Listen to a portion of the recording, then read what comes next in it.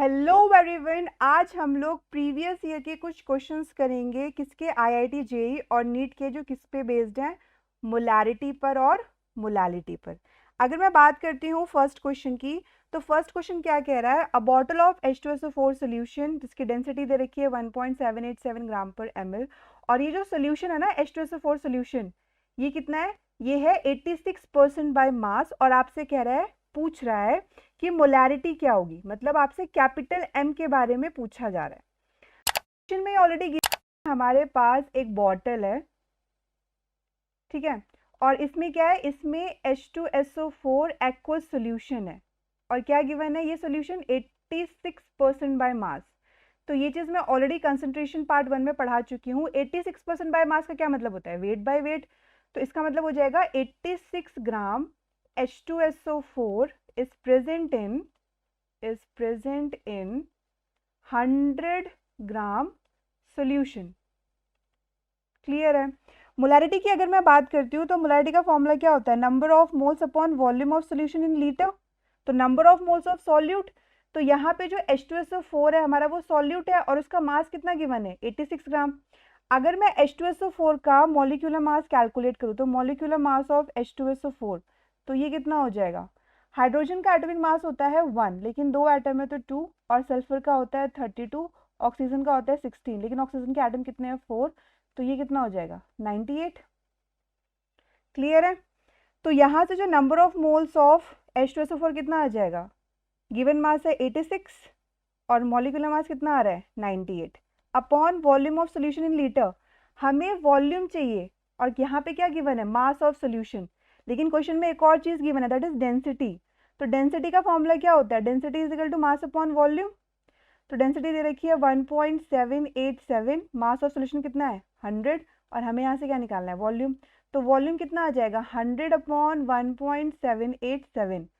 Volume जो हमारे पास density थी वो किस में गिवन है? डेंसिटी गिवन है 1.787 ग्राम पर ml में, और जो मास ऑफ सोल्यूशन है वो किस में है? ग्राम में। तो वॉल्यूम किस में आएगा? ml में। लेकिन यहाँ पर हमें वॉल्यूम किस में चाहिए? लीटर में चाहिए ना। तो ml को लीटर में कन्वर्ट करने के लिए क्या करना पड़ेगा? 1000 से डिवाइड। तो ये कितना हो जाएगा? 100 अपॉन 1.787 इंटू 1000 लीटर। तो ये आ जाएगा 100, ये कैंसिल आउट हो गया ये टर्म, तो ये आ जाएगा 1 अपॉन 17.87 लीटर। अब ये वैल्यू उठा के यहाँ पे पुट कर दो, तो हो जाएगा 86/98, 1 अपॉन 17.87। तो यहाँ से मोलैरिटी कितनी आ जाएगी? 86/98 इंटू 17.87। तो ये आपकी क्या आ गई? मोलैरिटी। अब इस चीज को कैलकुलेट करके आपका आंसर कितना आ रहा है, आप ये मुझे कमेंट बॉक्स में बताओगे। बाकी ओवरऑल सॉल्यूशन, मतलब स्टेप बाय स्टेप चीजें कैसी होंगी, वो मैंने आपको समझा दिया है। Now coming to the next question. Next question ये कह रहा है कि आपको मोलैरिटी बतानी है और मोलैलिटी बतानी है, मतलब आपको कैपिटल एम भी बताना है और स्मॉल एम भी बताना है। Of a 1 litre aqueous solution of H2SO4 which is 93% weight by volume percentage strength and the density of solution is 1.84 ग्राम पर ml। चलो, तो पहले क्वेश्चन में देखते हैं क्या क्या चीजें गिवन है। तो कह रहे हैं कि 93% वेट बाय वॉल्यूम परसेंटेज, इसका मतलब क्या है? 93% वेट बाय वॉल्यूम परसेंटेज, इसका मतलब ये होता है कि जो 93 ग्राम H2SO4 है is present in 100 ml solution, yes or no? यही तो होता है। क्लियर है? मोलैरिटी का फॉर्मूला क्या होता है? मोलैरिटी का फॉर्मूला होता है number of moles upon volume of solution in litre. तो यहाँ पर H2SO4 का मास कितना गिवन है? 93, और अभी हमने कैलकुलेट किया कि H2SO4 का मास, मॉलिक्यूलर मास कितना होता है? 98। Volume is already given, that is 100 ml, लेकिन हमें किस में चाहिए? लीटर में। तो हम क्या कर देंगे? 100/1000, यही तो होगा। तो ये कितना आ जाएगा? 93/98 एंड 1/10, या आप इसको इस तरीके से भी लिख सकते हो, 93 इंटू 10/98। तो ये हमारी क्या आ गई? मोलैरिटी।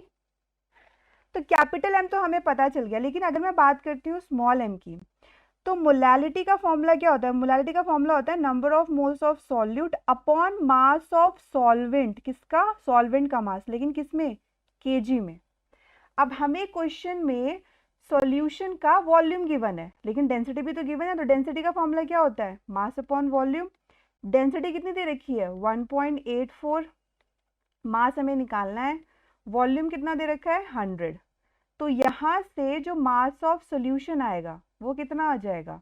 184 ग्राम। लेकिन हमें यहाँ सॉल्वेंट का मास चाहिए, और हमने किसका मास निकाला? सॉल्यूशन का। तो हमें पता है कि जो मास ऑफ सॉल्यूशन होता है that is equivalent to mass of solute plus mass of solvent. Solution का मास कितना है? 184, और सॉल्यूट का मास कितना है? 93। तो यहाँ से सॉल्वेंट का मास निकल जाएगा, दैट इज 184 माइनस 93। तो मास ऑफ सॉल्वेंट कितना आएगा? 91 ग्राम। लेकिन हमें यहाँ पे सॉल्वेंट का मास किस में चाहिए? केजी में। तो नंबर ऑफ मोल्स तो वही रहेगा, दैट इज 93/98, और ये कितना हो जाएगा? 91/1000। तो यहाँ से वैल्यू कैलकुलेट करो, तो ये आ जाएगा 93/98, 91/1000, which is equivalent to 93 into 1000 upon 91 into 98। तो यहाँ से आपकी क्या आ गई? मोलैलिटी। ठीक है, और इसको कैलकुलेट करके इसका आंसर कितना आ रहा है ये भी आप मुझे कमेंट बॉक्स में बताओगे। अंडरस्टूड? बाकी स्टेप बाय स्टेप मैंने आपको एक एक चीजें क्या करी है? एक्सप्लेन कर दी है। ठीक है, coming to the last question, mole fraction of iodine in benzene is 0.2, calculate the molality of I2 solution. आपको क्वेश्चन में मोल फ्रैक्शन गिवन है, और आपसे क्या पूछ रहा है? आपसे पूछ रहा है molality, that is small m। ठीक है, एक चीज का ध्यान रखना, हम लोग क्या इमेजिन करते हैं? हम लोग इमेजिन करते हैं कि हमारे पास क्या है? टोटल 100 मोल्स हैं। 100 मोल किसके? सॉल्यूशन के। अगर मैं 100 मोल ऑफ सॉल्यूशन इमेजिन कर रही हूं, तो आयोडीन का कितना मोल होगा? 20 मोल। 20 मोल ऑफ आयोडीन। बाकी जो रिमेनिंग है वो किसके मोल हो जाएंगे? बेंजीन के, that is 80 mole of C6H6, जो बेंजीन का फॉर्मूला होता है। ठीक है, तो अगर मैं बात करती हूँ मोलैलिटी की, तो मोलैलिटी का फॉर्मूला क्या होता है? मोलैलिटी का फॉर्मूला होता है number of moles of solute upon mass of solvent, किसमें? केजी में। Is that clear? अब यहाँ पे जो I2 है हमारा, I2 हमारा क्या है? सॉल्यूट है, तो इसके मोल्स तो ऑलरेडी गिवन है, दैट इज 20। देखो एक चीज का ध्यान रखना, अगर आप 100 मोल्स ऑफ सोल्यूशन ले रहे हो ना, तो I2 के मोल्स कितने हो गए? 20 मोल्स ऑफ I2 और 80 मोल्स ऑफ बेंजीन जो रिमेनिंग था। तो या तो आप चाहो इसको 10 मोल्स ऑफ सोल्यूशन भी ले सकते हो। 10 मोल्स ऑफ सोल्यूशन वो आपके इमेजिन करने के ऊपर है। अगर आप लोग 10 मोल ऑफ सोल्यूशन ले रहे हो, तो यहाँ पे क्या हो जाएगा? 2 mole of I2 and 8 mole of benzene. Clear हुआ? तो ये एक तरीका है फाइंड आउट करने का। तो जब मैंने 100 मोल ऑफ सोल्यूशन लिया, तो I2 के कितने मोल हो गए? 20 आयोडीन के, और बेंजीन के कितने मोल हो गए? 80। तो हमें number of moles of solid कितने आ गए? 20। लेकिन हमें मास ऑफ सॉल्वेंट चाहिए, और यहाँ पे मोल आ रहा है, तो हमें पता है नंबर ऑफ मोल्स क्या होता है? Number of moles is equal to given mass upon molecular mass. क्योंकि जो हमारा C6H6 है, ये हमारा क्या है? सॉल्वेंट है कि नहीं है? यही तो सॉल्वेंट है, सॉल्यूट और सॉल्वेंट मिलकर ही तो सॉल्यूशन बना रहे हैं। तो number of moles of C6H6 कितना है? 80। और अगर मैं बात करूं मॉलिक्यूलर मास ऑफ C6H6 की, तो कार्बन का जो एटॉमिक मास होता है वो कितना होता है? 12। लेकिन यहाँ पे कार्बन के एटम कितने हैं? 6। और हाइड्रोजन का होता है 1, और यहाँ पे हाइड्रोजन के एटम कितने हैं? 6। तो 12 6 72 plus 6 which is equivalent to 78 gram. ठीक है, तो यहाँ से जो मास निकल कर आएगा किसका? सॉल्वेंट का। तो जो मास ऑफ सॉल्वेंट है वो हो जाएगा 80 इंटू 78 ग्राम। लेकिन हमें जो सॉल्वेंट का मास चाहिए वो किस में चाहिए? केजी में। तो मास ऑफ सॉल्वेंट इन केजी करने के लिए क्या करना पड़ेगा? उसे 1000 से डिवाइड करना पड़ेगा। तो हो जाएगा 80 इंटू 78/1000। तो ये वैल्यू यहाँ पे पुट कर दो, 80 इंटू 78/1000। तो ये आ जाएगा 20 इंटू 1000 अपॉन 80 इंटू 78। तो यहाँ से आपकी क्या आ जाएगी, मोलैलिटी, यस और नो, क्लियर हुआ। तो इस तरीके से आप इसका जो आंसर है वो कैलकुलेट कर सकते हैं, और इसकी भी क्या वैल्यू आ रही है ये आप मुझे कैलकुलेट करके कमेंट बॉक्स में बताएंगे। तो क्वेश्चन इसी तरीके से आते हैं, चाहे मैं बात करूँ जेई की, चाहे मैं बात करूँ नीट की, इवन जो आपके बोर्ड एग्जाम्स होते हैं ना 12th के, उसमें भी ऐसे क्वेश्चंस आ जाते हैं रिलेटिवली, क्लियर हुआ। तरीका यही होता है।